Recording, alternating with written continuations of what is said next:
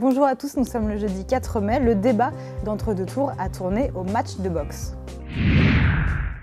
Des règlements de compte, des invectives plutôt qu'un réel échange de propositions ou d'idées. Difficile de savoir ce que les Français vont retenir de ces 2h30 d'émission hier soir. Marine Le Pen a tenté de pousser à bout son adversaire Emmanuel Macron, qui a bien résisté sur toute l'émission. La candidate du FN a d'ailleurs continué sur le même registre ce matin et a assuré qu'elle avait cherché à réveiller les Français. Là, c'est vrai qu'on est en désaccord sur tout. Et évidemment, sur chacun des sujets, il est apparu que ce désaccord était profond. Et c'est peut-être cela qui a bousculé un peu les codes. Mais c'est important de réveiller les Français, Monsieur Bourdin. Vous savez, parce que moi, ce qui me fait un peu peur, c'est cette petite berceuse, cette petite musique qui précède la disparition.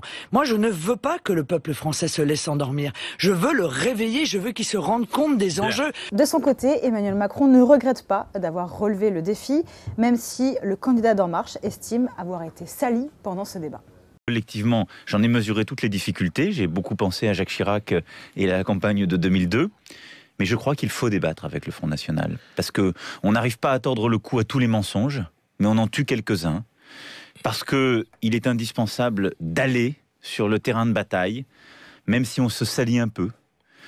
Parce que nos concitoyens l'attendent, parce que nos concitoyens ont mis Marine Le Pen au deuxième tour et donc qu'elle prospère sur ces mensonges. Mathias Léridon, notre spécialiste de communication politique, décrypte les stratégies de communication des deux finalistes de cette élection présidentielle. Le débat d'hier soir est d'abord une double première dans l'histoire de la communication politique.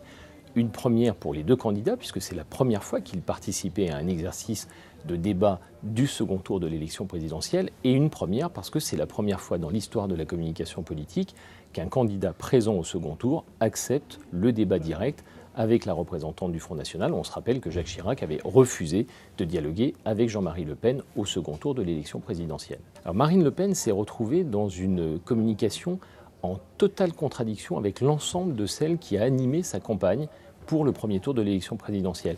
On avait l'impression que dans la communication de Marine Le Pen, il y avait la volonté, pour une fois, de devenir un parti de gouvernement.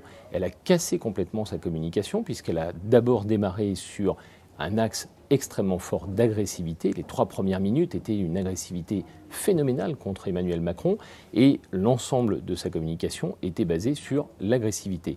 Une agressivité qui était entretenue avec une tactique, celle du question-mensonge et non pas du question-réponse. C'est-à-dire qu'à chaque question qui était posée à Marine Le Pen, elle répondait la plupart du temps par une fausse information ou un mensonge, ce qui met son adversaire en termes de communication dans une posture très délicate, puisqu'il est en permanence obligé de reprendre ce qui a été dit par Marine Le Pen avant de passer un message. Et puis une deuxième tactique très connue dans les débats, c'est la technique du 20 secondes, c'est-à-dire que toutes les 20 secondes, quel que soit l'intérêt de ce que dit son adversaire, elle l'interrompt par une interjection, par une nouvelle question ou par une nouvelle manière de le remettre de nouveau face à un mensonge.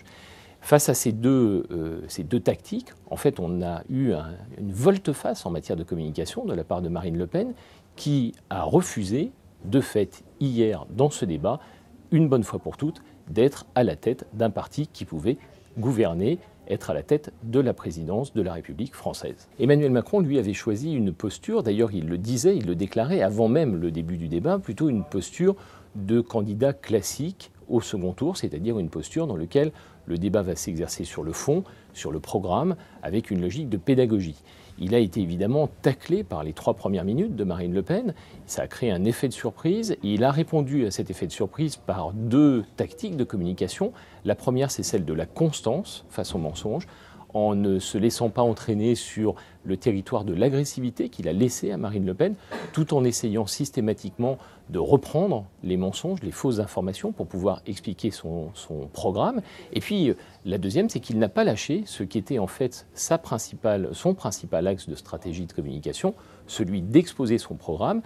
On sait qu'on avait accusé Emmanuel Macron dans sa communication au cours de la campagne d'être un peu flou, d'être un peu dans l'ambiguïté sur son programme. Et bien hier soir, on a eu la démonstration dans un univers de violence absolue qu'il était celui qui détenait un programme. Il a fait passer un certain nombre de messages très clairs sur les mesures. Il a finalement gagné beaucoup en présidentialisation, en image de président, dans un contexte dont finalement on peut se poser 2 questions.